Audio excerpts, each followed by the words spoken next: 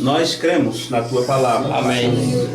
Tu disseste que todas as coisas são possíveis ao que crer. Sim, verdade. E aquilo que tem sido complicado para nós resolver, Tu podes fazê-lo. Sim, verdade. Aquilo que para nós é impossível alcançar, Tu pode trazer até nós. Aquilo que é impossível compreender, Tu pode revelar. E abrir nosso entendimento para entender Teu plano nesta hora. Amém. Ajuda estas pessoas que aqui estão, Senhor. Estes poucos irmãos, este pequeno número de pessoas, mas Tu disseste que onde estivesse 2 ou 3 reunidos em Teu nome, ali o Senhor se faria presente. Cremos que Tu estás aqui, porque é promessa da Tua palavra. Amém. E Tu disseste que velaria por Tua palavra para fazê-la cumprir. Então, Senhor, cumpre a Tua promessa sobre as nossas vidas nesta hora. Amém. E aquilo que Tu destinaste para nós entendermos neste tempo, que Tu abra a nossa mente agora e que os nossos corações estejam prontos para ouvir a Tua palavra. Porque aqueles que de bom grado Te ouvem podem Te entender. Porque essas coisas Tu revelas, Senhor, àqueles que são simples e humildes. Porque Tu disseste, graças Te dou, ó Pai, Senhor dos céus e da terra, porque oculta estas coisas aos sábios e entendidos e as revela aos pequeninos. Amém. Então, Pai, que estes pequenos nesta hora possam entender mais um pouco sobre a Tua palavra. Amém. E que a Tua palavra traga refrigério aos nossos corações. Amém. Possa alimentar as nossas almas e que possamos sair daqui como os discípulos do caminho de Emaús, que dizia, não ardia nossos corações enquanto Ele falava conosco. Então que o Espírito Santo fale aos nossos corações nesta hora, porque estamos sedentes, estamos com fome e sede de justiça. Amém. E Tu disseste que eles serão bem-aventurados, porque serão saciados. Sacia, Senhor, a nossa fome, supre a nossa necessidade espiritual nesta hora, assim como a necessidade natural Tu sempre tens suprido. A comida, o vestimento, o calçado, que não falte também para nós o alimento espiritual que Tu predestinaste para nesse tempo alimentar Teus eleitos. Amém. É no nome de Jesus Cristo que nós pedimos estas bênçãos para a Tua glória. Amém. Amém. Amém. Amém. Podeis sentar, meus amados? Graças a Deus. Obrigado, irmão. Amém. Obrigado. Quantas vezes eu quero ver o irmão cantando somente criança. A pregação é muito bonito, muito gostoso. Ok, vamos sentar. Nós não temos muito tempo por causa do horário. Alguns irmãos, eles também têm compromisso, né? Que vão para mais distante. Mas desde já deixo-vos dizer que também vocês chegaram muito tarde, então está tudo sendo mais tarde hoje. Né? O batismo já foi quase à noite e tudo, então vamos aproveitar esse pequeno instante que temos agora. E, claro, tudo se ajeita e Deus está no controle de tudo, né? Algum dos irmãos está aí com suas Bíblias, vocês trouxeram a sua Bíblia, quem trouxe, vamos ler uma parte. Pode ficar sentado mesmo, nós vamos ler a Escritura. E vocês que trouxeram a sua Bíblia, vocês podem abrir em 2 Timóteo, capítulo 3, versículo 13. E, como pediu o irmão Elias, vamos fazer um pequeno culto, um pequeno ensino, como fizemos da outra vez que estivemos aqui. Eu vou me sentar junto com vocês. Geralmente o pregador fica de pé, né? Mas deixe eu ficar sentado como algumas vezes fazemos. E não sentamos só em cadeira, já preguei 7 horas sentado no chão. O Antônio é testemunha, né? Já fiquei 7 horas conversando com os irmãos, pregando a palavra, sentado no chão, eles em sofá, cadeiras e tudo. Tivemos um tempo muito abençoado. Eu já contei esse testemunho para alguns irmãos, e o certo é que tinha um moço que era evangelista, né? Evangelizava em sua região, e quando terminamos aquela palestra, que entrou até próximo à meia-noite, eu, fazendo algumas perguntas para eles, eu disse assim: quanto tempo o irmão está no Evangelho? Na verdade, eu queria perguntar assim: quanto tempo você não sabia dessas coisas, né? Mas quando eu disse: quanto tempo você tem de evangélico? Ele começou a chorar e disse: eu estou começando agora. Para mim é a primeira vez. Muitos anos, é pregador e tudo, uma pessoa muito conhecida ali. Mas é assim, tudo tem o seu momento certo de Deus tratar conosco, não é? 2 Timóteo capítulo 3, versículo 13, o apóstolo Paulo escreveu assim: os homens, que na sua Bíblia vocês devem estar lendo, mais aos homens, porque esse mais é o complemento do pensamento anterior do apóstolo. Porém eu quero pegar uma parte mais direta para nós entendermos. Os homens maus e enganadores irão de mal a pior. Vocês já ouviram muito esta expressão: ei, fulano está indo de mal a pior. É uma expressão bíblica, o apóstolo Paulo que a citou. Os homens maus e enganadores irão de mal a pior, enganando e sendo enganados. Tu, porém, permanece naquilo que aprendeste e de que foste inteirado, sabendo de quem os tens aprendido, e que desde a tua meninice sabes as sagradas escrituras, que podem fazer-te sábio para a salvação pela fé que há em Cristo Jesus. Toda a escritura, ela é o quê? Divinamente inspirada, proveitosa para ensinar, para redarguir, para corrigir, para instruir em justiça, para que o homem de Deus seja perfeito, significa maduro. Porque você nunca conseguirá ser uma pessoa perfeita. Mas Jesus disse: sede perfeito, como o vosso Pai é perfeito. Em Efésios 2, 4, 11 e 12, creio, diz que o quíntuplo de Efésios, 5 ofícios levantados por Deus, que é apóstolos, profetas, evangelistas, pastores e mestres, a missão deles é levar o povo à perfeição, visando o aperfeiçoamento dos santos, né? Dos salvos. Essa palavra perfeito quer dizer maduro, amadurecidos. Eles deixam de ser criança, eles deixam de meninice, de criancice, e alcançam o pleno amadurecimento quanto à justiça, quanto às coisas de Deus.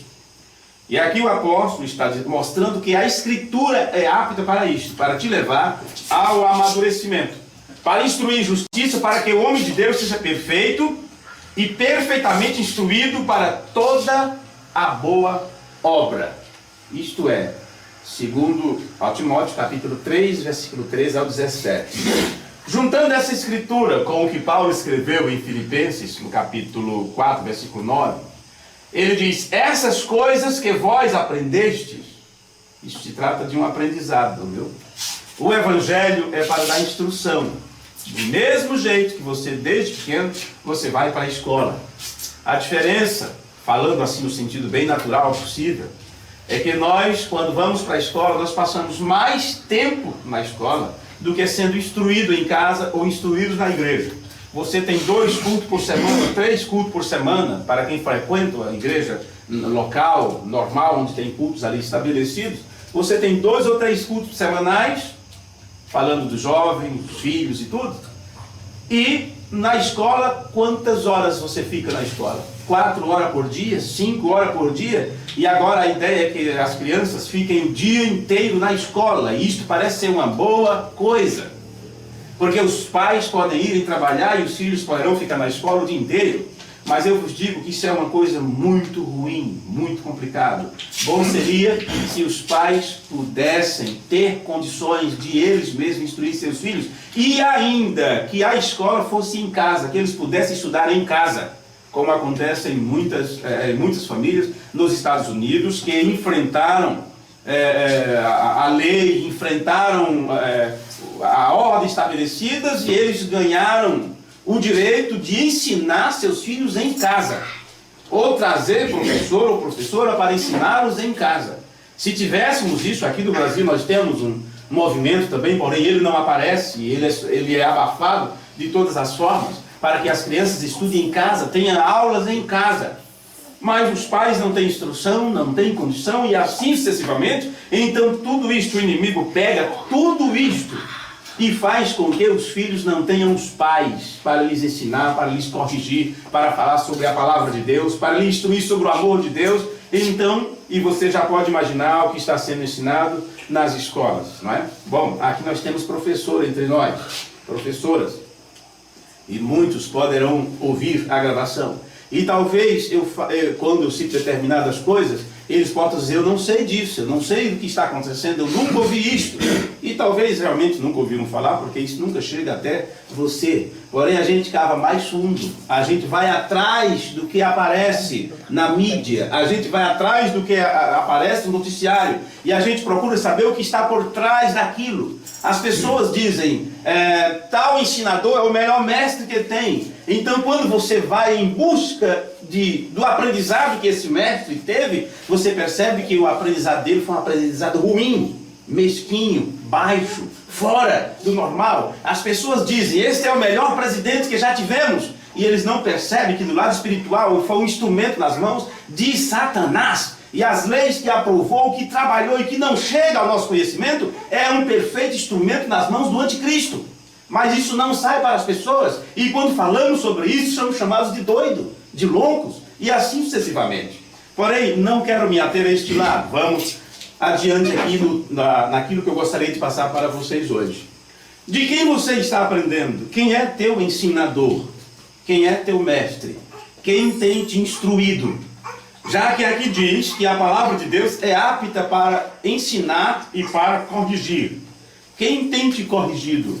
Quem tem dado instrução a você? É importante você saber disso.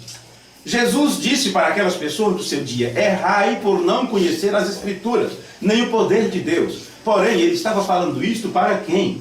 Para pessoas que recebiam instrução no templo, para ensinadores, para os líderes religiosos do seu tempo. Porém, eles tinham recebido uma instrução ruim, errada, contrária à palavra de Deus. E por esta razão, eles não podiam entender o cumprimento da Escritura. Porque a instrução que eles tiveram não os levou a terem discernimento sobre o tempo que eles estavam vivendo. É necessário a instrução. Essas coisas que vós aprendestes, e recebestes, e ouvistes, e viste em mim, isso fazei, e o Deus da paz estará convosco. Já que lemos a Escritura, vamos curvar nossas cabeças um instante. Grande Deus, mais uma vez recorremos a Ti em oração. É dito na Tua palavra que a oração do justo, ela pode muito em seus efeitos.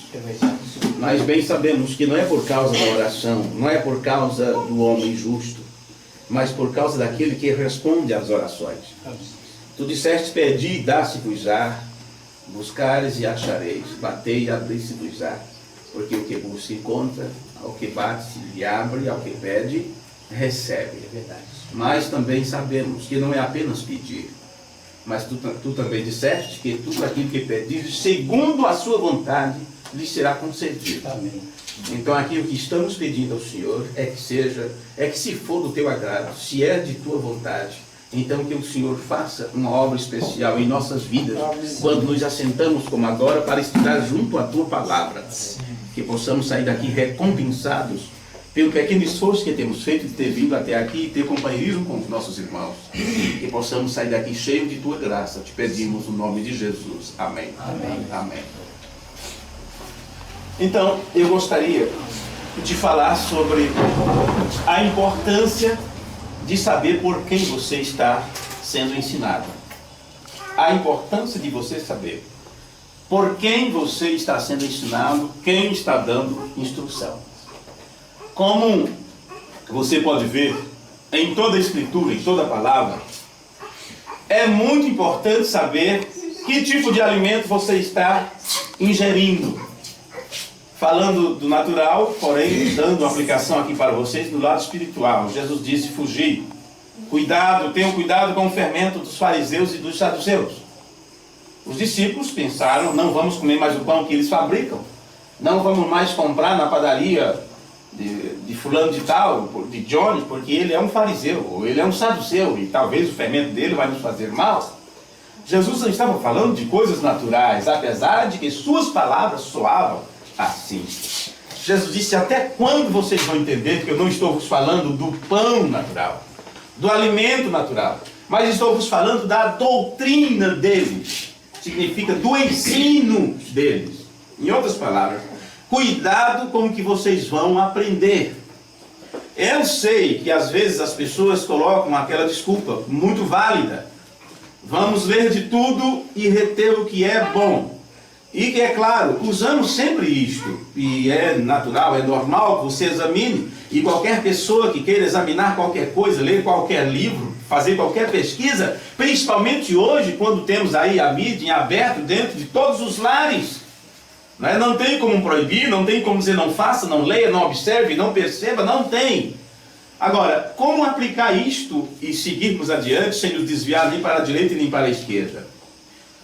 Ora, eu posso ver tudo, eu posso ler tudo, eu posso examinar tudo. Paulo disse, examinai tudo.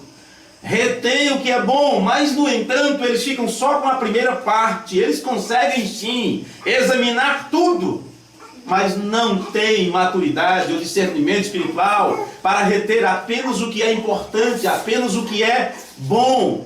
Sempre se emaranham, vem todo cheio de carrapicho, cheio de problemas, se perguntando o que fiz, por que dei este passo, por que tomei essa decisão, me apliquei tanto, estudei tanto sobre isto ou sobre aquilo. Ok, nem todo mundo está preparado para ouvir tudo. Tem pessoas que acham que já está maduro o suficiente, e não está. Os discípulos passaram 3 anos e meio aprendendo aos pés do Filho de Deus. E no entanto Jesus falava por parábolas, coisas que ele só entenderia depois. E chegou a dizer, eu tenho muito para vos dizer, mas vocês não suportariam ouvir agora. Vocês conhecem essa escritura? Jesus disse isso, eu tenho muito para vos falar, mas vocês não suportariam ouvir agora.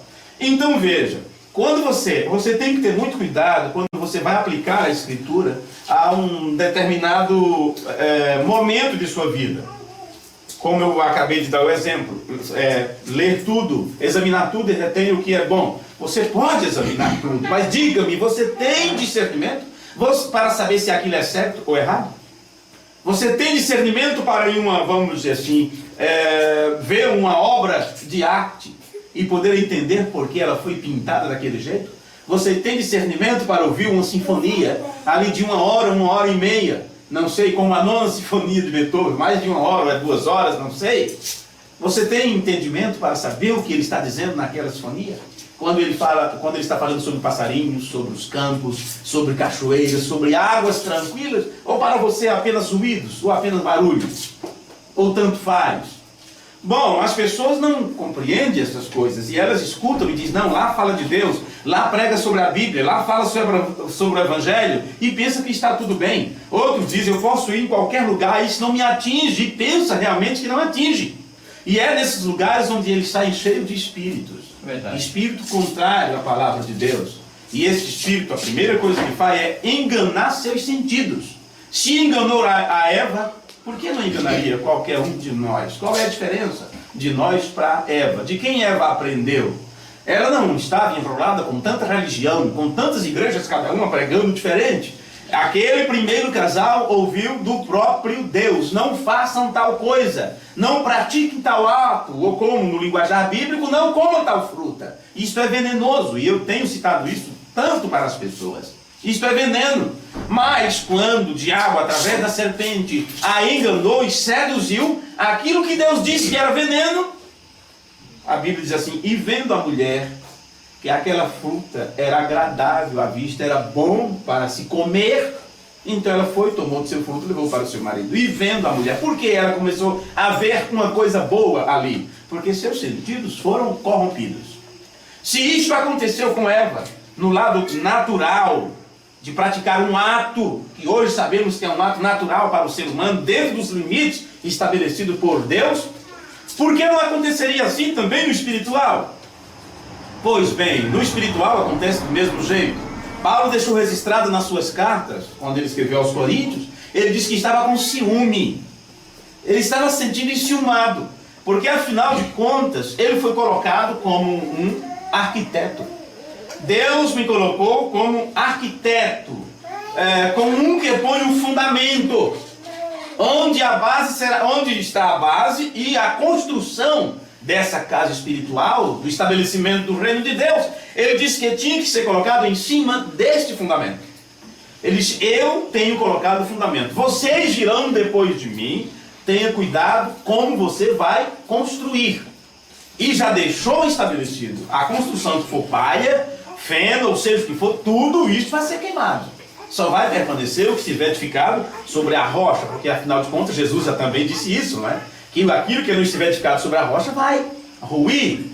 Mas Paulo, como o principal arquiteto ali levantado por Deus para pôr o fundamento da fé cristã, ele disse que ele estava com ciúme, estava enciumado. Quer dizer, com certo cuidado. Ele disse: eu estou zeloso de vós. Zelo, quer dizer, eu estou com ciúme disso. Eu estou zeloso de vós, com zelo de Deus. Quer dizer, assim como Deus tem ciúme de seus filhos e não quer que o inimigo os toque, Paulo disse: esse ciúme tem vindo até mim. Eu estou com zelo de Deus. Ele disse: olha, eu temo que assim como Eva teve seus sentidos corrompidos, também os vossos sentidos sejam corrompidos e vocês vão se afastar da simplicidade que há em Cristo Jesus. Hoje, ele estava conversando com o irmão, ali depois do batismo, conversando com o irmão Nilson, dizendo para ele o quanto que é simples o cumprimento da palavra de Deus. É muito simples cumprir a Escritura. As ordenanças de Jesus são simples de serem cumpridas. Vê? Não é complicado. As pessoas acham que ser crente é um fardo muito pesado. Eles dizem: oh, se eu não fosse crente, é tão complicado viver o evangelho, eu não dou conta, e tudo aquilo. Como se fosse o maior fardo que estivesse a carregar por serem cristãos. Isso não está correto, porque Jesus disse: o meu jugo é suave, o meu fardo é leve. Então, se alguém está carregando um fardo muito pesado por ser crente, se é muito difícil testemunhar como filho de Deus, é porque esta pessoa não está aprendendo de Jesus. Ela está aprendendo com outro ensinador, com outro tipo de mestre. Está sendo liderado por outro tipo de líder, que está lhes colocando um fardo muito pesado, como faziam os fariseus. Que eles colocavam fardo sobre as pessoas, mas eles mesmos não estavam dispostos a colocar um dedo para ajudar naquilo. Porque seguir a palavra de Deus, cumprir os mandamentos do Senhor, carregar essa estigma de crente, de cristão, de filho de Deus, isso não pode de maneira nenhuma ser complicado, mas uma vez que aquilo está sendo feito da forma correta, quando somos imbuídos pelo amor de Deus, como disse Paulo, o amor de Deus foi derramado em nossos corações pelo Espírito Santo que nos foi dado. Então, se o Espírito Santo foi dado a você, e se este Espírito Santo, que é o próprio Deus, ele é amor, ele vai te encher desta graça, desta bondade, de você fazer o que diz a palavra: servir ao Senhor com alegria. Amém. Alegria. Amém. E não reclamando, se lastimando aquela tristeza porque é crente. Então, é porque essa pessoa está sendo ensinada por outro ensinador. Então, amados, veja bem, essas duas escrituras que nós lemos nos fala sobre isso. É muito importante saber quem está nos ensinando. Porque o nosso destino eterno será determinado através da palavra que nós estamos recebendo. O ensinamento que você está recebendo pode selar o teu destino eterno. Como você sabe, nós vivemos em uma época em que o engano é um atributo predominante nesta era. O engano.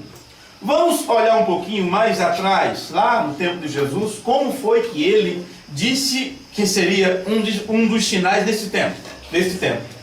Os discípulos estavam preocupados porque Jesus falava sobre o fim que estava próximo e tudo mais. E eles chegaram a perguntar a Jesus quando seriam estas coisas. Eles passavam diante do templo construído, foi passado quase 40 anos para construir aquele templo, e eles estavam admirando, dizendo: Jesus, veja que construção magnífica, como trabalharam para fazer isto, cada pedra em seu devido lugar, quanto tempo, que dedicação. E Jesus disse: não vai ficar aqui pedra sobre pedra que não será derrubada. Jesus então começou a lhes falar algumas coisas que aconteceria quando chegasse este tempo. E eles, em particular, chamaram a Jesus e disseram assim: queremos saber quando será estas coisas.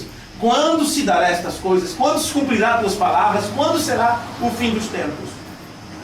Qual foi a primeira coisa que Jesus lhes disse? Acautelai-vos. Não é assim? Vocês conhecem a Escritura? Quem sabe, qualquer tempo eu prego, ou eu dou uma palestra apenas com esta palavra: acautelai-vos. Acautelai-vos, para que ninguém vos engane. Então as pessoas focam sua atenção no texto bíblico para aquilo que Jesus fala em seguida, sobre rumores de guerra, sobre terremotos, sobre isto, sobre aquilo, sobre perigos nacionais e tudo mais. E se esquece da primeira coisa que ele disse: acautelai-vos, para que ninguém vos engane.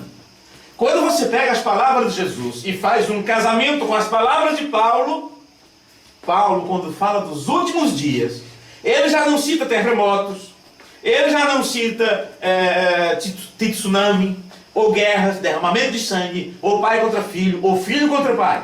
Não. Você entende uma coisa? Que aquilo era um êxodo. Jesus estava tirando eles, como Moisés tirou o povo do Egito. E assim como Josué foi quem estabeleceu o povo na terra, estava agora Jesus, como Moisés, tirando o povo do judaísmo, da falsa religião opressora que escravizava as pessoas, levando eles para a liberdade. Mas Jesus saiu de cena e Paulo foi quem introduziu o povo na palavra do dia, na promessa, no cumprimento da palavra do dia. Então você percebe que Paulo, quando fala dos últimos dias, ele não cita as outras palavras de Jesus. Ele se agarra na primeira coisa, sobre o engano. E ele diz: depois de minha partida virá lobos vorazes que não perdoarão o rebanho, haverá um desviamento geral. Ele fala sobre a apostasia dos últimos dias. Um apóstata é um desviado. O que mais temos neste mundo é apóstatas. São pessoas desviadas, pregadores desviados, igrejas desviadas, religiões desviadas. Entraram em apostasia porque deixaram de lado a palavra correta ensinada por Jesus e os discípulos, e se desviaram para outro tipo de ensino. Paulo alertou sobre isto: depois de minha partida virá lobos vorazes que não perdoarão o rebanho. E você vê ali ele escrevendo a Timóteo: conjuro-te, pois, diante de Deus e do Senhor Jesus Cristo, que há de julgar os vivos e os mortos, que pregues a palavra a tempo e fora de tempo, repreendas. Você vê que é a mesma escritura que eu li para vocês em 2 Timóteo. Veja o que ele diz assim: tu, porém, permanece naquilo que aprendeste e que foste inteirado, sabendo de quem os tem aprendido, e que desde a tua meninice sabes as sagradas escrituras, que podem fazer-te sábio para a salvação pela fé que há em Cristo Jesus. Toda escritura é divinamente inspirada, proveitosa para ensinar, para redarguir, para corrigir, para instruir justiça. Como este ensinador, ou mestre, ou seja o que for, tem que fazer esse trabalho pelas escrituras, através das escrituras. Porém, aqueles que têm surgido para enganar o povo, eles colocam medo sobre as pessoas e elas vão para a igreja, ou servem a Deus, ou cumprem seu papel como membro, como crente, por medo de ir para o inferno, por medo de o devorador pegar seus bens. Se eu não dizimar, misericórdia. E aí o diabo vem, rasga o saco, a farinha cai toda. E eles fazem com medo, não por amor. Não porque o Espírito Santo lhes tocou fazer sua parte como crente, como filho de Deus, como filho de Deus. E se vestem bem é porque a igreja proíbe. E não porque viram pelo Espírito Santo que devem se vestir corretamente. Vê? Verdade. Resultado? Quando a igreja libera as portas e não tem problemas, como uma determinada igreja, uma ala dela liberou, então rapidamente as mulheres cortaram seus cabelos, usaram pinturas, usaram isto e aquilo, vestiram calças de homem, roupa masculina, ou calça comprida, ou seja o que for, né? Encurtaram suas vestes e começaram a viver como qualquer outra. Você já não sabe a diferença, quem serve a Deus e quem não serve. E por quê? Porque essas pessoas tiveram seus sentidos corrompidos através dos ensinadores que estavam em sua frente e que disseram que não tinha importância, que estamos numa era moderna e que é até mais decente a irmã subir no ônibus de calça comprida do que com vestido ou saia. O que aconteceu? Foi o que Paulo disse que aconteceria. Eles não estão instruindo as pessoas através da Escritura. Estão instruindo pela religiosidade as pessoas, ao invés de nascerem de novo da água e do Espírito, e estão recebendo um falso novo nascimento por um espírito religioso. Verdade. Simplesmente isso. Aí então Paulo disse, citando as palavras que ele disse a Timóteo: repreenda, redargue-os com toda a longanimidade e ensino, que é doutrina. Já podemos entender que isso tinha que ser feito pelas Escrituras, levando as pessoas a ter a Bíblia Sagrada como regra de fé, como a palavra de Deus para você, para nós, não algo histórico, que foi só para aquele tempo, para o passado, mas algo presente, real, para os nossos dias. Então ele disse: olha, faz isto a tempo e fora de tempo, Timóteo, porque vai chegar o momento que os homens não vão suportar o verdadeiro ensino. Ele chamou de sã doutrina, dependendo da tradução que você lê. E disse: eles amontoarão fábricas de pregadores, seminários que não passam de chocadeiras religiosas. Sim, fábricas de pregadores. Amontoarão para si doutores, conforme seus princípios, suas próprias concupiscências, seus próprios desejos. Eles saem de lá aptos e preparados para defender a causa de sua religião, da sua ala religiosa ou de seu partido político, porque não é diferente. Verdade. Eles não suportarão a sã doutrina, mas amontoarão para si doutores conforme seus próprios prazeres e desviarão, em outras palavras, apostatarão da fé, desviarão seus ouvidos da verdade, voltarão a fábulas. Você sabe que fábula é o que? Lenda, invencionice, ideias, algo concebido na mente humana. Então aquilo que é a verdade, que é a pura e genuína palavra de Deus, seria substituída por ensinos humanos, pelo que o doutor fulano de tal acha que é, pela forma que ele interpreta a Escritura. E temos que entender que ele é um homem sábio, estudado. E quem somos nós? Nós mal sabemos cobrir o ar, né? Então vamos aclamar o grande homem que está nos ensinando. Então, que tipo de ensino você está recebendo, sabendo nós que nos últimos dias o que ia predominar era a palavra engano. Engano. E essas pessoas enganam e são enganadas. Vivemos neste tempo, meus amados, em que o engano é um dos atributos predominantes desta hora, deste presente século. Em 2 João, nós lemos algo aqui, na segunda carta de João, no capítulo 1, versículo 17 ao 11. Porque já muitos enganadores entraram no mundo. Ora, 2000 anos atrás. Muitos enganadores. O irmão Miratã estava falando esses dias sobre aquelas pessoas, como é que chama? Puxa-saquismo, né? Aquelas pessoas que ficam sempre... Bajuladores. Bajuladores, a palavra, essa é a palavra perfeita para isso, né? Ele disse: bajuladores não nascem, eles brotam. Eles brotam. Veja, a semente do mal, ela se multiplica mais, ela cresce mais. Você planta a sua lavoura, para quem já trabalhou na roça, e você sabe disso. Até a lavoura chegar no amadurecimento, você tem que limpar ela 3, 4 vezes. Cuidar dela, senão o mato toma conta. A erva daninha, ela cresce mais rápido, ela cresce mais fácil, com mais facilidade. Eles se proliferam mais, aumentam exponencialmente. Você sabe, Jesus disse que são tantos que tem que ser uma porta larga. Tem que ser um caminho espaçoso. E Jesus disse, muitos encontros, eles nasceram para isso. Mas e a porta estreita? E o caminho apertado?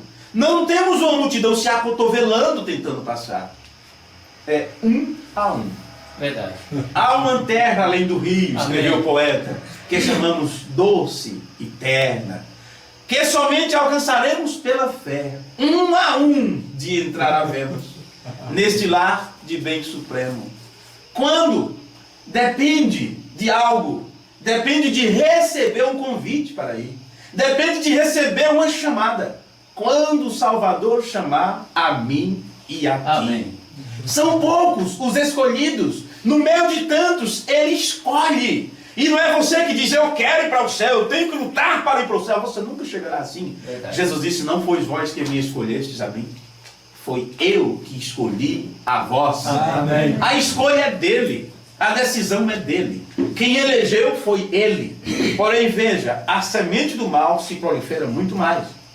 Agora, se lá, 2000 anos atrás, o apóstolo João já estava dizendo, muitos enganadores entraram no mundo, imagine 2000 anos depois o que tem acontecido. É verdade. O quanto que isso tem proliferado. Agora, quando se trata da palavra da verdade, Jesus disse, a seara é grande, os trabalhadores são poucos. Orai ao dono da seara. Então, não é questão de apenas ficar reclamando. Oh, meu Deus, mas somos tão poucos, não tem pregador. Aqui ficamos quanto tempo sem uma visita, né, Maria? Tanto tempo, né? 2 meses, 3 meses, 6 meses, 7 meses. Muitos irmãos por aí afora desta forma. A seara é grande, os trabalhadores são poucos. Então, vamos orar ao dono da seara para que ele envie. Agora entenda uma coisa. Não é porque eu vou orar ao dono da seara que ele vai enviar, porque ele só envia se ele achar que tem necessidade. É verdade. Porque ou você vai ter que fabricar trabalhadores. E é o que mais temos, são trabalhadores fabricados. Eu trabalho também na área de construção civil, de vez em quando eu trabalho um pouco. E o mestre da obra lá estava dizendo para mim esse dia, eu tenho muito para fazer aqui, mas não tem mão de obra. Não tem bons trabalhadores. Não tem um bom pedreiro de acabamento. Hoje eu li falando a mesma coisa aqui. Está difícil pedreiro de acabamento. Por isso o irmão Gilberto aqui é um fenômeno, né? Deve ser um fenômeno nesse lugar, porque o acabamento dele é perfeito. Mas são poucos. São poucos. Porém, trabalhadores tem muitos. Pedreiros tem muitos. Muitos em muitas áreas. Eles chegam a se especializar em tudo, mas não conseguem fazer nada. Pregadores, milhares deles. Milhares deles. Mas pregando a palavra, poucos. Bem poucos. Defendendo sua religião, milhares deles. Mas pregando a doutrina apostólica, pouquíssimo. Muito pouco. Vamos ler aqui as palavras de João. Porque já muitos enganadores entraram no mundo, os quais não confessam que Jesus Cristo veio em carne. Este é o enganador e o anticristo. Veja, são pessoas que foram levantadas pelo diabo para realizar um trabalho. Não é que aquela pessoa é o anticristo, mas ela está sendo levada, ela foi apanhada. Essas pessoas são chamadas de ministros de Satanás.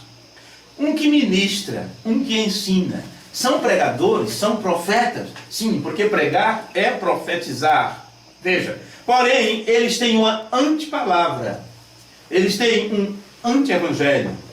Eles pregam um Jesus diferenciado, moldado segundo o conceito da religião a qual ele pertence. Ele ensina sobre um Deus fabricado em suas concepções, em seus estudos teológicos e doutrinários.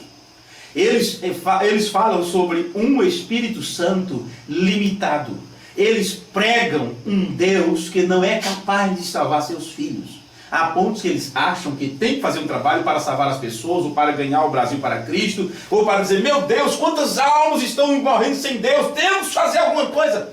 nós não temos que fazer nada. A Bíblia diz: Deus conhece aqueles que são seus. Nem um filho de Deus se perde, porque Deus sabe a hora certa de ir até esta pessoa. Deus sabe a hora certa de levantar quem Ele quer levantar e derrubar quem é para derrubar. Nós não temos que fazer nada a não ser nos colocar à disposição dEle. Amém. Se algo tem que ser feito através de mim e de você, que seja Deus fazendo. Porque se for o homem fazendo, cairemos no mesmo erro que todos eles têm caído de tentar fazer alguma coisa por Deus. E esses que tentam, morrem. Porque tentar segurar a arca é pedir para morrer. É suicídio.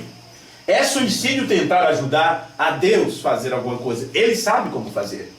Bom, olhai por vós mesmos, para que não percamos o que temos ganho. Então aqui não é o momento de você olhar para o lado, olhar para o vizinho, olhar para familiares, para a esposa, filhos, parentes, amigos, colegas de trabalho. Estar preocupado com a situação dos outros. Nós temos que estar preocupados com a nossa própria situação. Não poderemos ajudar os outros se não ajudarmos a nós mesmos em primeiro lugar. Não adianta o avião entrar em pane e os instrumentos, alguém pode escapar se ganhar o mar, se conseguir um pouso forçado, mas aí vem a despressurização e tudo mais, e você não vai poder ajudar alguém se você não ajudar a si mesmo. Por isso é dito: coloque primeiro a máscara em você, e depois na criança que está. Mas meu filho, primeiro você. Coloque a máscara do oxigênio primeiro em você. Dê-nos boa respirada do fôlego que sai do próprio Deus. Sabe o fôlego de Deus? E fez Deus o homem, a sua imagem o criou, e soprou sobre ele o fôlego da vida. Jesus fez a mesma coisa, soprou sobre os discípulos e disse: recebereis o Espírito Santo. Você tem que tomar primeiro esse fôlego do oxigênio santo, primeiro cuidar da sua própria saúde espiritual, do seu bem-estar espiritual diante de Deus. Aí você pode ser uma ajuda para as outras pessoas. Porque quando você faz isso e toma um remédio para se livrar de toda mazela do mundo, de toda doença natural e espiritual, e você fica imunizado, então as pessoas poderão olhar para você e ler a palavra de Deus através dos teus atos, de tua vida. Você se torna não só um livro de capa preta lá no estante, você se torna a palavra de Deus vivente, andando em dois pés, e as pessoas olham as tuas atitudes e dizem: aquele homem, aquela mulher, aquela moça é diferente. Automaticamente desperta nesta pessoa ou uma repulsa para rejeitar a palavra de Deus, porque nem todos nasceram para aceitar, só os que são predestinados por Deus para aceitar. Alguém vai ter aquilo como uma disparidade, vai começar a te perseguir, te criticar, mas tem outros que vai se envergonhar dos seus próprios atos. E mesmo sem você ter pregado com palavras, mas por ter pregado o sermão com sua vida, esta pessoa poderá encontrar a verdade por causa do teu testemunho. Sim, senhores, é verdade. Porque não adianta você pregar um sermão, você tem que viver um sermão. Isso é o que vai compensar, é o que conta diante de Deus. Então, olhai por vós mesmo, para que não percamos o que temos ganho. Antes recebamos o inteiro galardão. Todo aquele que prevarica e não persevera na doutrina de Cristo não tem a Deus. Se nós lemos 2 escrituras ou 3 antes, onde falamos sobre o engano que viria nos últimos tempos, entenda que aqueles que prevaricam são aqueles que se desviam, ou aqueles que se apostatam da fé, ou já não defendem a verdade 100%, porque 99% da verdade ainda é reino de Satanás. Oh, mas é 1% só de erro que tem. Não importa, esse 1% de erro é fermento. E o fermento ele costuma levedar toda a massa. É verdade. Eu preguei sobre isto no tabernáculo em Córdoba, na Argentina. Desenhamos uma pizza na parede. Acho que esse vídeo está na internet. Pregamos sobre mantenedor e sustentador. Esse foi o tema. E desenhamos uma pizza, não é? Algo redondo, cheio de traços, não é? E digamos que todos esses traços aqui são a verdade. Porém, um desse aqui, uma nesguinha dessa, uma pequena fatia dessa pizza, é erro, é mentira. Então, a igreja fala que Jesus salva, que Jesus batiza com o Espírito Santo, Jesus leva para o céu, tudo isso é certo. Que Jesus perdoa, que Deus é amor, tudo, está tudo correto. Porém, 1% de erro que está ali naquele ensino é o suficiente. Não pense que os 99% de verdade vai tirar o 1% de erro fora. Não é assim que acontece. O 1% de erro vai ganhar vida. Aqueles 99% de verdade darão apoio, sustentação àquele 1% de mentira. Será o suficiente para quebrar toda a cadeia do DNA da vida. Tudo. Logo o corpo estará todo enfermo por causa de 1%. Porque as pessoas seguirão crendo que estão corretas, crendo que estão na vontade de Deus, mas Deus não pode ser 99%, Deus tem que ser 100%. Se não for 100% com a pureza da Escritura, Deus não pode estar ali, assinando embaixo. Deus só assina embaixo daquilo que é a sua própria palavra. Ele não vai cumprir o que eu falo, o que você fala, o que você promete. Ele não vai cumprir o que esses bandos de profetadores, né? Porque não são profetas. Eles dão profetadas, não profecia. Eis meu servo, Deus está contigo. Eis meu servo, Deus tem uma grande obra para ti. E eis isto, eis aquilo. Isto é emocionalismo, é mexer com a mente das pessoas. Isso é sugestionar as pessoas. Sim, pode ter certeza disso. Quer saber de uma profecia? Quer ver o que é profecia? Leia a palavra de Deus. Leia a Bíblia Sagrada. Medite na palavra de Deus. Ali está a profecia de Deus. Não fique enganado. Mas Deus usou um vaso tal e ele disse tal coisa. Eu creio que Deus fala e ele usa pessoas. Sim, pode usar qualquer um de nós. Ele usou até a jumenta de Balaão para falar alguma coisa. Sim, mas você não pode estar apegado nisto.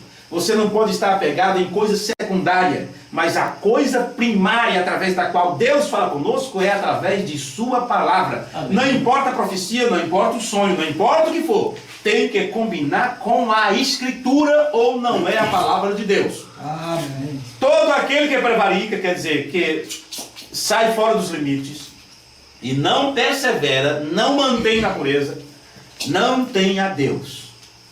Já pensou alguém que não tem Deus? Ele tem que ter outra coisa, não é? Já pensou uma igreja que não tem Deus? Já pensou um ensinamento que Deus não está por trás daquilo? Pois bem, os prevaricadores saiu fora do limite estabelecido por Deus, não tem Deus. Eu creio, eu sei que alguns irmãos aqui sabem o significado desta palavra tem, mas talvez alguns dos colegas, os amados que estão conosco hoje, talvez quem vai ouvir esta gravação, não saibam, não ouviu isto ainda. Por que João disse não tem a Deus? Esta palavra tem, que você encontra na Escritura, na segunda carta de João, ela foi traduzida da palavra grega, exo. E o significado literal desta palavra é fazer eco a. Fazer eco de. Então o que João está dizendo é uma pessoa que sai fora do limite. Falamos hoje, quando ministramos o batismo, sobre a questão das três ordenanças, né? Batismo, Santa Ceia e lava-pés. As três coisas principais que Jesus disse, se você não fizer, não tem parte comigo, as igrejas fazem tudo ao contrário. Tudo ao contrário. Então essas pessoas não têm Deus. E agora você vai entender melhor por que isto. Porque o apóstolo João foi tão incisivo nessas coisas. A palavra tem foi traduzida da palavra grega exo. Como transliterando para o nosso português, eco. Fazer eco. Ecoar. E um eco, você sabe, você sobe em cima da montanha. Eu já subi, tive a oportunidade, cansativo, mas já fui. Em cima desse monte, de lá você grita, e o seu grito vai até o outro morro e volta. Reverbera. Principalmente onde você tem uma montanha que faz isso, a voz vai lá e volta. Aí, digamos que você está em cima de uma montanha e grita. E você grita, amor! E aquilo vai lá e volta. Ódio, ódio, ódio, ódio. Você grita, paz! E o eco lá faz, guerra, guerra, guerra. Como pode? Ecoar quer dizer repetir a mesma coisa. É verdade. Falar o mesmo que. Ecoar a. Então, se você tem 99% de Bíblia, se a igreja tem 99% da verdade, ela não pode ecoar a Deus. Porque em um ponto, Deus fala uma coisa e ela fala outra. É verdade. Se você tem na Escritura Deus dizendo, este, se referindo a Jesus, É o meu filho amado. Aí o eco que você escuta nas pregações de alguém que diz que está repetindo Deus, diz: este é o próprio Deus. O eco está errado. Não está dizendo o que Deus disse. Se Jesus disse: ide, fazer discípulo de todas as nações. Discípulo é seguidor, aprendiz. Mas eu não posso fazer meu discípulo. Eu não posso fazer de alguém meu discípulo. Não. Porque só tem um que é mestre. Somente o mestre pode ter aprendiz. Somente o mestre pode ter discípulo. E eu não sou mestre. Apesar de que Deus levanta homens com o ofício de mestre. Mas o homem não é mestre. Mestre é o ofício do Espírito Santo que está naquele homem. Verdade. Poderíamos dizer que nenhum homem é pastor. Pastor é um ofício dado por Deus. É um ofício do próprio Deus. O Senhor é o meu pastor. Só Ele pode ser teu pastor. Por isso eu gosto quando me chamam de irmão. Irmão. Porque nos igualamos. Nos igualamos. Jesus chegou a dizer: a ninguém chameis de mestre. Há um só mestre. Somente este mestre pode ter discípulos e seguidores. Eu não posso sair pelo mundo, seja eu um pregador, ou apenas um ouvinte da palavra, ou um que testemunha da palavra, eu não posso fazer seguidores. Alguém para me seguir.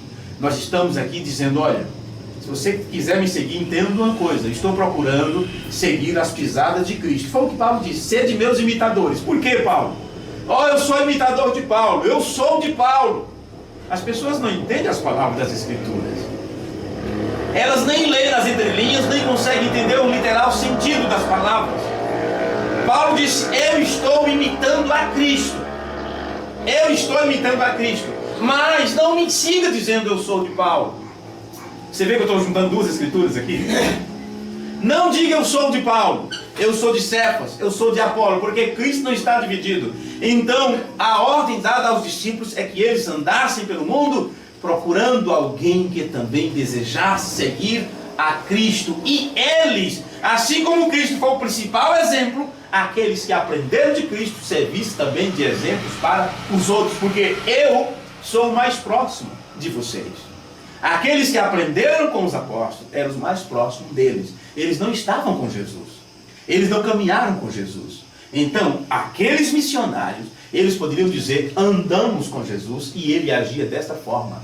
A tradição, os escritos antigos, diz que aqueles homens, eles imitavam a Cristo de tal forma que as pessoas não viam diferença. Eles eram como Cristo, eles andavam como Cristo, atuavam como Cristo, falavam como Cristo, porque eles queriam, eles desejavam ser como Cristo. E isto tem que ser passado até nosso tempo, porque a era apostólica não terminou. A era apostólica continua. Se alguém está sendo ensinado da forma correta, essas pessoas estão sendo chamadas para serem discípulos de Jesus Cristo. E esses têm que dar eco às palavras de Jesus, tal como ele fez, tal como ele disse, porque ele falou a palavra de Deus. Então veja, todo aquele que prevarica, sai dos limites da doutrina, ele não tem a Deus. Quer dizer, não está dizendo o que Deus disse. Em outras palavras, está chamando Deus de mentiroso. Deus diz uma coisa e ele diz outra. Ele diz diferente, ele quebra um pouquinho a coisa, fala um pouquinho diferente para as pessoas. Mas quem persevera na doutrina de Cristo, doutrina é ensino, viu? Quem persevera na doutrina de Cristo, este tem, agora você entende, este está fazendo eco. Este tem tanto ao Pai como ao Filho.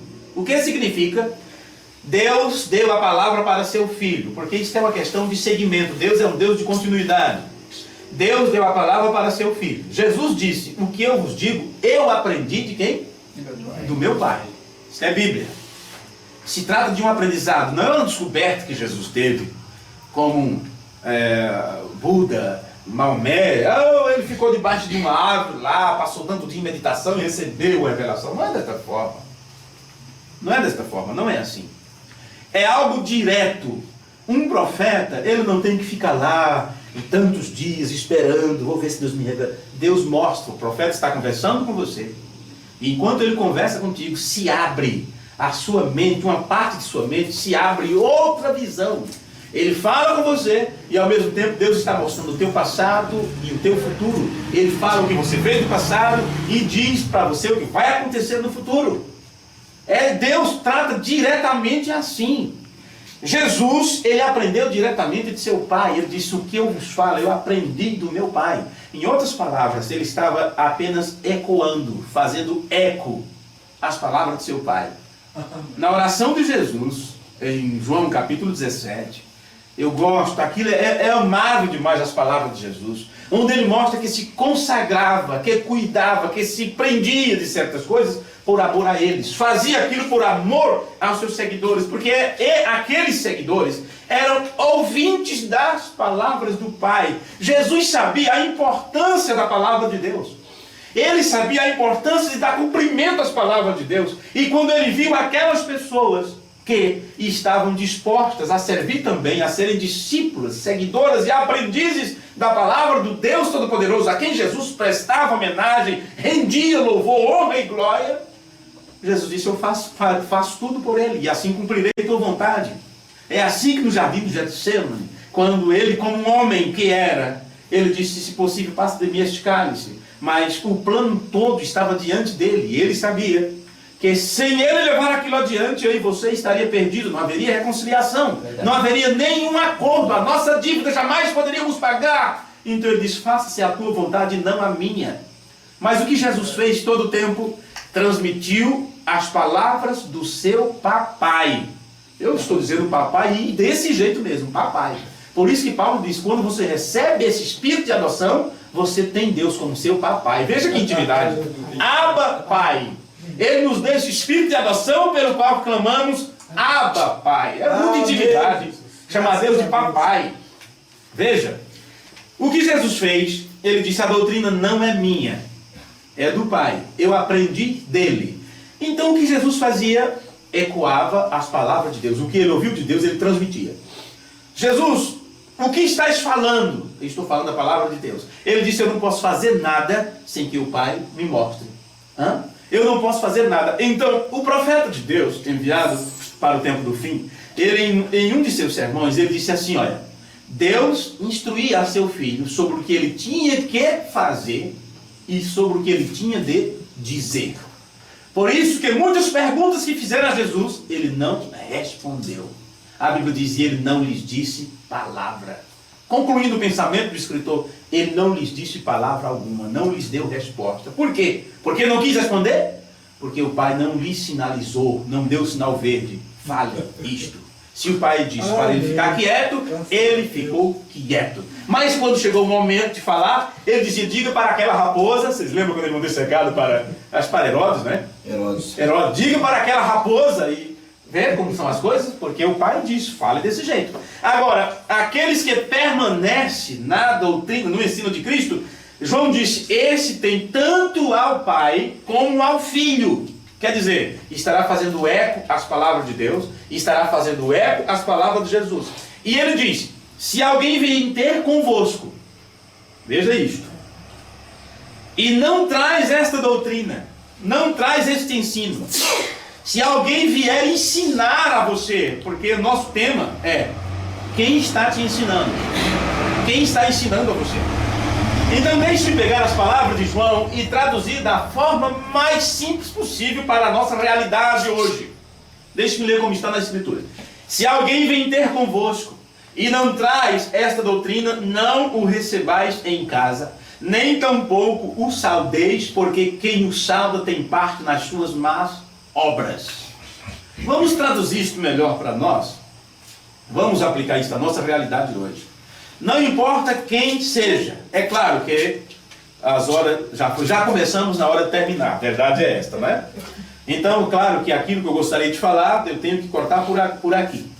Mas observe uma coisa: senão chegaremos em pontos aqui bem complicados para entendermos e quem sabe até aceitarmos.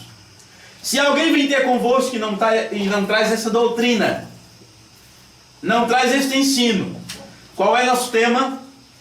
Cuidado com o engano e observe de quem você está aprendendo.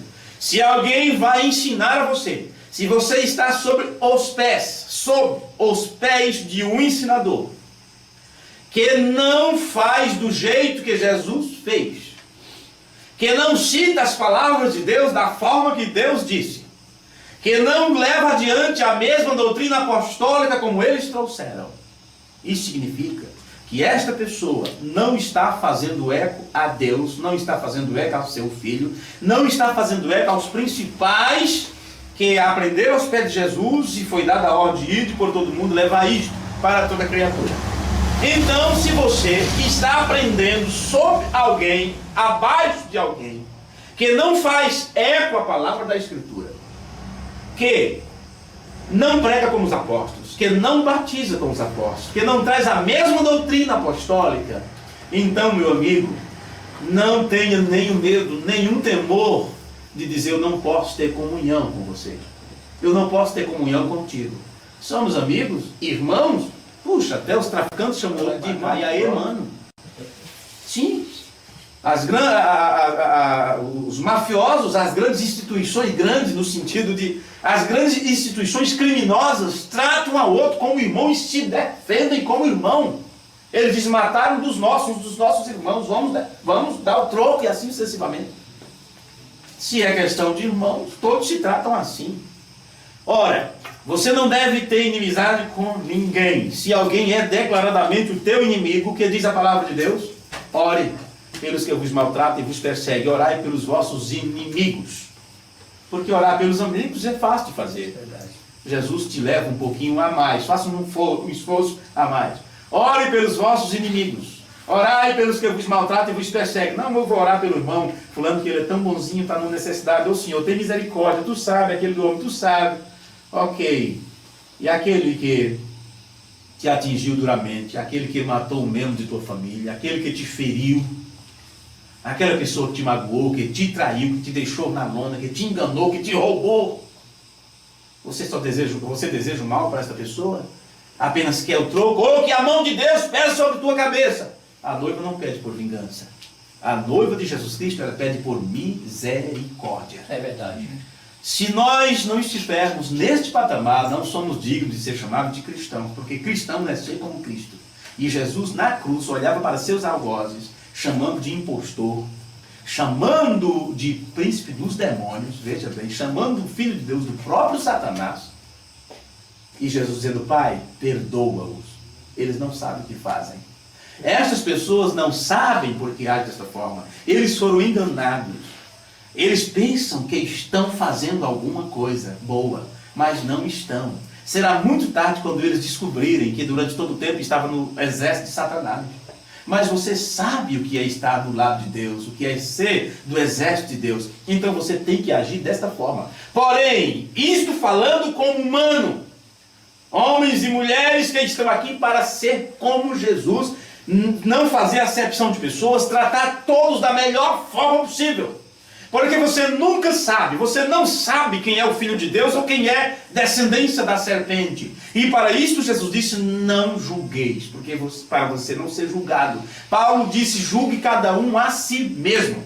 Julgue cada um a si mesmo. Não o próximo. Não importa quem é aquela pessoa, o que ela fez ou o que ela faz. Ore por ela. Se não pode falar algo bom dela, então cale-se, não fale nada, não deturpe, não mate a imagem, não mate a influência, porque aquele que para você hoje é o filho do diabo, ele pode ser um filho de Deus, só que não se manifestou ainda. É verdade. Alguém que rejeita hoje, que diz: não creio, isso é tudo bobagem. Não esquente a cabeça, ore por ela, apenas isso. Ore por esta pessoa, a tenha em seu coração, rodeie esta pessoa com o amor que Deus colocou no teu coração, porque amanhã ou depois pode ser teu companheiro de batalha, de jornada, ou mesmo teu companheiro de cela. Vai saber. Lembra de Paulo e Silas na prisão? Louvando a Deus. Vai que esta pessoa que hoje você diz é um maligno, um servidor do diabo, amanhã ou depois pode estar na prisão contigo, louvando a Deus, esperando anjos vir e arrebentar as prisões, sejam elas do natural ou prisões espirituais. Como você vai saber disso?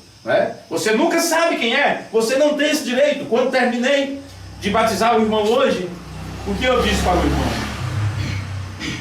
Eu disse: irmão Nilson, se eu soubesse quem era o eleito, eu iria na casa dele, eu atravessaria o mundo. Há pouco o irmão Newton, ele disse umas poucas palavras ali enquanto fazíamos um lanche, e ele disse ele disse, não é qualquer pessoa que viaja 600 quilômetros para visitar um irmão ou dois irmãos. Foi isso? Mais ou menos isso?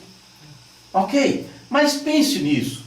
Se você soubesse que do outro lado do globo terrestre existisse um filho, uma filha de Deus, porém estar algemado por concepções humanas, algemado em teia de aranha, em teia demoníaca, presa por espíritos religiosos, crendo de forma errada, e no entanto, e ela não sabe o que ela é, ela está tentando. O ser humano, ele é um ser religioso por natureza, por isso eles procuram até mesmo construir uma torre de Babel para chegar no céu. E se você tivesse a certeza, se Deus revelasse a você que aquela pessoa é um filho de Deus, você mediria esforço para ir lá? Você não mediria esforço. Você iria. E chegaria àquela pessoa e dizer, você é um filho, você é uma filha de Deus. Não sabemos quem são. Aí as pessoas dizem, puxa, pensei que era uma grande igreja. Alguém telefona, manda um e-mail e diz, escuta, a igreja de vocês é grande, tem muitos membros. Eu dou risada, né? Eu dou risada. Eu acho interessante essa pergunta. Tem muitos membros, o ministério é grande. Meu Deus, tem ministério maior do que o ministério de Cristo? Tem igreja maior do que a igreja de Deus? No entanto, foi dito, são poucos os que se salvam. E eu não posso entender, não posso crer que os poucos é menos do que a grande multidão que irão para o lago de fogo. Porque Deus não está olhando para a quantidade, mas a qualidade. Verdade. O peso é muito mais. Existe, depende da composição. Não vou aqui entrar em química, né? Eu nem sei se é química que trata disso, mas você pode colocar do lado da balança um saco desse tamanho. E aquilo fica lá. Pendeu a balança. Deu alguma diferença. E do outro lado, algo bem pequeno. Porém, aquilo está numa composição tão pesada, eu não sei como chamar isso agora, mas você coloca aquilo ali, pum! O peso é muito maior. Tem alguns elementos químicos, não é? Aquilo é tão pesado que você não consegue levantar com sua mão, e no entanto é uma coisa pequena, porém, por causa da gravidade, você pode, não é? Bem, não vou entrar nesse campo, apenas para mostrar para vocês que não é por causa da quantidade, não é por causa do tamanho, não é pelos feitos. As pessoas pensam que Deus está lhes abençoando porque eles estão crescendo em poder aquisitivo, em multidão. Eles podem comprar pessoas, assim como político compra votos. Sim, então eles compram pessoas, a igreja enche, porque eles fazem casas populares para as pessoas. Jesus não disse para fazer casas populares para as pessoas. Eles constroem escola, é muito bom. Já pensou você ter uma igreja estabelecida com a escola ali ao lado e tudo mais? Temos escolas e temos creches distribuindo. Jesus não disse para a igreja cuidar do social. Ele disse, pregai o evangelho. Pregai o evangelho. Tem muitas instituições que estão fazendo tudo isso e eles nem acreditam em Deus. Não é trabalho da igreja cuidar do social. Toda igreja que entra por este canal de se socializar, de cuidar da parte social, o governo que deve cuidar disso, a igreja deve estar preocupada com a alma das pessoas, pregar a verdade para as pessoas, e é claro, ao pregar a verdade para as pessoas, a igreja está cuidando também do social, porque uma pessoa que aprende sobre Deus, que se torna um crente fiel à palavra de Deus, ela é cuidadosa, ela tem controle, ela controla as suas finanças, ela controla seus gastos, ela se torna próspera. Ou não é a palavra de Deus? Davi disse, nunca vi um justo passar fome, nem a sua descendência mendigar o pão. Então o que vamos fazer é cuidar, dar um analgésico, é o que a igreja está fazendo, não está cuidando da real situação. O que o governo faz? O que eles fazem? Para ver se acaba com, se diminui o contágio de doenças sexualmente transmissíveis. O que eles fazem? Eles distribuem preservativo. Me diga, eles estão fazendo uma boa coisa? Hã? Ou estão dizendo, vocês estão liberados, pode fazer, só tenha cuidado com a saúde, um cuidadozinho aqui e outro ali. Eles deveriam imbuir nas pessoas, inculcar nas pessoas o temor de Deus. Sim, o temor de Deus. Não há preservação de saúde física e espiritual do que um homem ser temente a Deus, do que temer ao Senhor. Então você sabe, eles dizem, mostram que estão fazendo um bom trabalho, uma boa coisa, mas não estão. Aquilo é um tiro na culatra, aquilo é algo totalmente ao contrário do que eles deveriam fazer. A mesma coisa poderíamos falar sobre distribuição de rendas, sobre cesta isto, sobre aquilo, mas nós não vamos entrar nesse tema, isso teria que ser outra palestra, né, sobre isso, mas vocês poderiam dizer, meu Deus, eu nunca entendi por este lado. Mas o que Jesus disse para a sua igreja fazer era pregar o evangelho. E se formos ter cuidado de algo, que cuidássemos principalmente dos nossos, nos domésticos da fé. Sim, desses temos que cuidar, a igreja deve cuidar disso. Não vamos entrar nesse detalhe agora porque... Bom, deixe-me concluir. Se alguém vem ter convosco e não traz essa doutrina, não o recebais em casa. Aqui João está mandando você fechar as portas para as pessoas. Então, aqui você não entra. Será que João está dizendo isso? Veja, você tem que saber quem você é. Você tem que saber de quem você está recebendo. Você tem que saber o tipo de ensino que Deus tem dado a você. E assim você não entrará em tua mente nada além daquilo que não seja a palavra de Deus. Com isto, eu quero vos levar a outro lado, a outro tema. Tem irmãos que foram ensinados tão duramente nesta mensagem, na questão do cuidado, do trato, pessoas e tudo mais, que eles ficam... vocês sabem, vocês podem muito bem terem passado por isso, como já passei, e você diz, puxa, eu sou crente, procuro viver como cristão nesta mensagem, daqui a pouco o irmão fulano vai me visitar e olha minha filha, né, que não é crente, olha meu filho, meu parente, minha irmã e tal, e você até quer esconder certas pessoas ou dizer, não me visite hoje porque eu tenho cristãos lá em casa. Por que isso nos envergonha? Por que passamos por isso? Ou alguém nunca passou por isso, ou alguém nunca ao menos passou por isso na cabeça. Olha, eu tenho um parente que fuma, que bebe, isto e aquilo. E no dia que você tem visitas, né, de irmãos em sua casa, é até um alívio. Se os irmãos não vêem tal pessoa, porque os irmãos que vão pensar. Então, para começar, essa ideia está errada e esses irmãos estariam errados se pensassem qualquer coisa. Porque enquanto você estiver aqui na terra, você vai conviver com incrédulos, não vai? Verdade. Oh, você sabia que eu expulsei meu filho de casa? Por que eu estou dizendo isso? Estou falando de experiência própria. Você sabia que eu expulsei meu filho de casa, meu filho mais velho? Em uma determinada idade que ele chegou, sua vida começou a crescer o cabelo, e é claro, o cabelo foi descendo e nunca se cortava esse cabelo. Que negócio é esse? Eu sei na Bíblia que é a mulher que não deve cortar, mas o homem que deve cortar. Daqui a pouco o cabelo estava nos ombros, eu disse, ei moço, que é isso? Isso não está certo. E nada. Ele quer que é isso, rapaz. Não é? E já pensou em dia de culto, indo à igreja, estava ali sentado e ajudando a tocar instrumento e tudo mais. E os irmãos começam a olhar, e os irmãos começam a ficar incomodados. Eu não sei porque as pessoas se incomodam com aqueles que não estão dentro do padrão. Por que nos importamos? Porque somos santos o suficiente a ponto que isso me incomoda? Ou somos fariseus e dizemos, tu sabe, né, Senhor, que eu não sou como fulano, olha como ele está. Graças te dou, Pai, porque eu tenho conseguido, meus filhos têm conseguido, são tudo santinho, minhas filhas, esposas, estão tudo na mensagem, estão tudo na linha. Mas misericórdia, olha o que aconteceu com o filho de fulano. Não seja fariseu a este ponto. Então, você faz determinadas coisas mais pelas pessoas, tentando agradar as pessoas. E chegou o momento que eu fui duro e disse, então você escolhe. Ou você corta esse cabelo, ou você sai da minha casa. E ele saiu de casa. O que eu fiz com isso? Mas cumpri a palavra. Não, eu fui um idiota.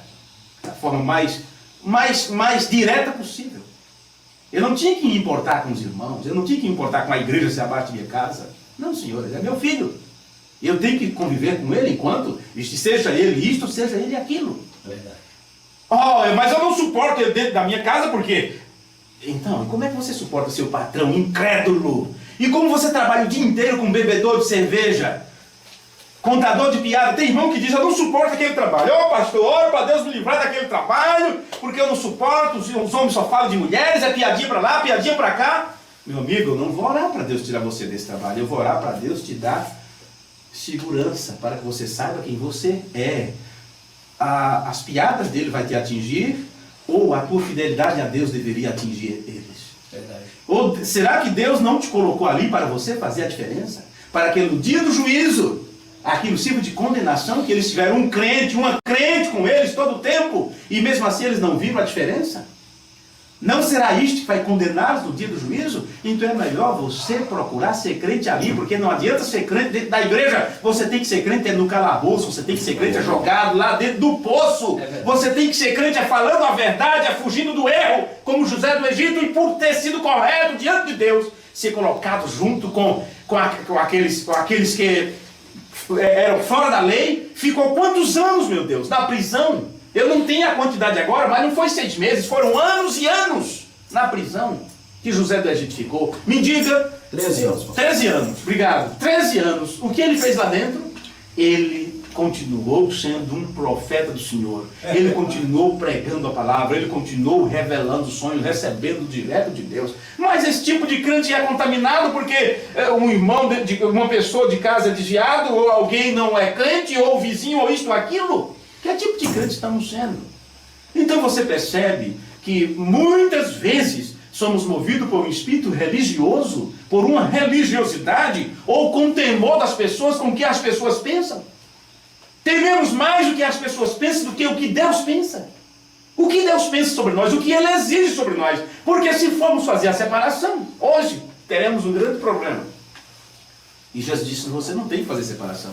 Ora, você não sabe quem é joio ou quem é trigo, mas mesmo se tal pessoa fosse joio, você não poderia fazer nada, porque disse, deixai-o até o final. Não tem que separar, não tem que arrancar. Tem pessoas que dizem, eu não convivo mais com a minha esposa, porque ela não é crente. Eu não convivo mais com o marido. Ou será que não é uma desculpa querendo trocar de esposa? Querendo trocar de esposo? Porque Paulo diz, se consentem viver junto, é incrédulo, não crê, mas consente estar junto. Então, meu amigo, leve isto adiante. Segue em frente. Segue em frente. Por que será que estamos falando isto? Eu não sou de me desviar do tema. Para isso eu uso a anotação para não sair do tema. Mas também nós não podemos ficar presos a um tema quando o Espírito Santo quer falar alguma coisa. É verdade. Quando O Senhor Jesus falou em João 17, sobre a montanha, ele disse, não os peço que tire do mundo, mas livre do mal. Livre do mal, vê? É isto que tem que fazer. Eu conheço pessoas que dizem, olha, aquele serviço não dá para mim, eu não posso servir a Deus ali. E onde é que você vai servir a Deus? Dentro de sua casa? Muito fácil, né? Ser crente dentro de casa, ser crente na igreja, eu quero ver quando sair fora. É lá fora você tem que mostrar que é crente. Você tem que mostrar que é crente é quando você está sozinho, está no mundo. É onde você vai mostrar se você é sincero ou não, você é fiel ou não. Ah, eu sou fiel, estou perto da minha esposa, não posso olhar nem para o lado. Isso não é ser fiel. Ser fiel é quando você está sozinho no mundo, é quando passa 15 dias fora de casa, 1 mês fora de casa, quando tem que viajar, ou quando está doente no hospital. Ou seja, é nessas horas que você tem que mostrar que é fiel. E assim sucessivamente. Agora, e Deus? E a fidelidade sobre Deus? Meus amigos, voltando ao tema para fazermos aqui uma conclusão. Qualquer ensinador, qualquer um que te visita e, puxa, mas é a minha casa. Nós podemos aplicar isso apenas na sua casa? Qualquer lugar que você for, estenda para o mundo, para qualquer contato que tenha. O que essas pessoas têm para te ensinar? Se esta pessoa não fizer eco à palavra de Deus, não escute. Não compartilhe com elas suas ideias. De maneira nenhuma. Mesmo que você viva bem com elas. Como você tem que conviver bem até com seus inimigos. Mas, no entanto, não tenha nada a ver com as suas más obras. O que é pior que pode te atingir, é o que essas pessoas têm para te ensinar. Aquilo que você escuta delas, não é a pessoa em si, mas é as palavras que você ouve, porque as palavras são como semente. As palavras são semente que se aloja em tua mente. Portanto, se esta pessoa não tem o ensino de Cristo, não escute, não dê ouvido. Não significa que você vai fechar os ouvidos para não ouvir. Significa que não pode de maneira nenhuma ficar alojado em tua mente o que ela fala. Eu escuto qualquer pessoa. Eu disse agora há pouco, como você pode examinar tudo e ter o que é bem se você não tem discernimento para isso? Eu acredito que Deus tem me dado esta capacidade de ler qualquer coisa, de escutar qualquer pessoa, ou de ir em qualquer ambiente, de conversar com qualquer homem, com qualquer mulher, de ouvir qualquer fato, e aquilo não atingir a minha centralização, de me descentralizar do lugar onde Deus tem me colocado. Eu posso ler qualquer livro, mas eu não aconselho as pessoas a ler qualquer livro. Eu posso fazer qualquer pesquisa, mas eu não aconselho determinadas pessoas a fazer as mesmas pesquisas, porque elas podem chegar a uma conclusão muito complicada, porque elas vão lendo, vão estudando, vão ouvindo, vão aprendendo, vão visitando, vão indo, e daqui a pouco elas não sabem mais quem são. Elas não sabem mais quem está lhe ensinando. Elas perdem o rumo. A bússola começa a ficar doida. Né? Ficar doida. Já não direciona mais norte nem sul. Porque, afinal de contas, nem todo mundo nasceu para dirigir. Né? Nem todo mundo nasceu para liderar. Agora, todos que dirigem têm que ser dirigidos. Todos que lideram tiveram que ser liderados. Todos que ensinam tiveram que aprender. Mas nem todos que aprendem podem ensinar. Nem todos que são, que são chefiados podem chefiar. Mas todo que chefia, ele teve que ser chefiado. Todo ensinador teve que ser aprendiz. E como você não sabe, qual é teu papel neste plano? O que você tem que fazer? Você já sabe. Aqueles que são enganadores, eles também são enganados. E Paulo está falando sobre o ensino de nosso Senhor Jesus Cristo. Você pode não ser um pregador do Evangelho, mas você é um aconselhador. Você tem filhos, você tem irmãos, você tem amigos, tem companheiros de trabalho. E a estas pessoas você tem a oportunidade de conversar. E na sua conversa, você termina pregando, você termina testificando. Você termina falando sobre Deus. Ou você pode não falar sobre Deus, porém tuas palavras estarão pautadas dentro das Escrituras. Você quer ver? O livro de Esther não cita o nome santo de Deus. Apesar de você ler Deus, né? Mas o nome que está ali é outro nome pronunciável, né? Adonai, Elohim, ou seja o que for, ou apenas o tetragrama. Mas não cita o nome do Eterno, no nome de Esther. Você não encontra. É o livro de Esther, né? É o que é. Que não fala sobre o nome de Deus. Mas por que está no cânon sagrado? O livro de Esther trata precisamente disso, sobre o amor de Deus, sobre a forma como Deus se relaciona, como Ele levanta alguém em defesa de outro, como Deus faz com que o injusto pague o preço, né, correspondente à sua injustiça, e o justo receba também o preço por ser justo, e assim sucessivamente. Você pode não estar ali falando, olha, aceita Jesus e você vai para o inferno, ou isto ou aquilo. Não. Apenas demonstre amor para as pessoas.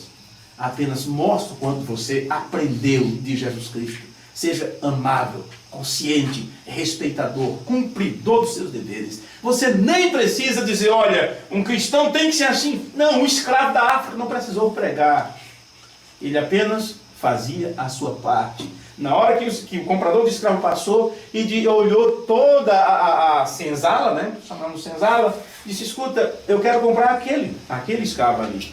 O dono disse, aquele não tem venda. Não tem negócio para aquele. Por quê? Me vendo, diga o preço do escravo. Ele disse, não tem valor para aquele. Não tem valor para aquele. O que você faz que ele trabalha tanto? Ele não enrola, ele não reclama, ele só cumpre seus deveres. Você o alimenta melhor? Não. Ele tem uma casinha separada? Não, ele come junto com os outros. Jogado no chão lá com os outros, dorme junto com os outros. E por que ele é diferente? Quando os outros estão tristes, aquela coisa, reclamando, ele está de peito erguido, fronte erguida, trabalhando sem reclamar, um semblante de satisfação, mesmo sendo escravo. Qual é a história dele? O dono da fazenda disse, o problema é que na terra dele, o seu pai é o rei. O seu pai é o rei. E mesmo estando como escravo, ele foi vendido, né, pego no laço, mesmo sendo um escravo em terra estranha, ele tem essa postura, ele age como um filho de um rei. Essa é a diferença. É o que devemos ser. Estamos longe da nossa casa. Somos extraterrestres, a verdade é essa. Não somos daqui. Deus construiu isso para nós. Nosso lar, a terra, é nossa casa. É como uma ilha paradisíaca que Deus fez para nós. Isso é tão bonito, isso é tão lindo. Viaje por aí afora e veja que lugares maravilhosos. Mesmo corrompido pelo pecado, imagine como era o Éden. Deus fez isso para o nosso deleite. E estávamos em Deus, somos atributos de Deus. Não somos daqui. Mas Deus construiu este pequeno ponto, nesse espaço insondável, como um lugar de deleite para nós. Tanto é que na nova terra, vamos dizer assim, é aqui. Vamos morar aqui. Oh, nós vamos viver no céu eternamente. Não, senhores. Iremos para lá para uma festa, festejar. Regressaremos para aqui, será purificado, voltará a ser o Éden, porque isto é nosso. Então por que vamos reclamar disso? Por que estaremos reclamando? Por que de cabeça baixa? Estou longe do meu lar, e outros tomaram conta. Somos aqui como alguém se apossou do que é nosso, mas nem por isso vamos baixar a cabeça. Vamos com altivez mostrar: sou filho de Deus, eu sou possuidor de tudo, eu sou filho do Deus Todo-Poderoso.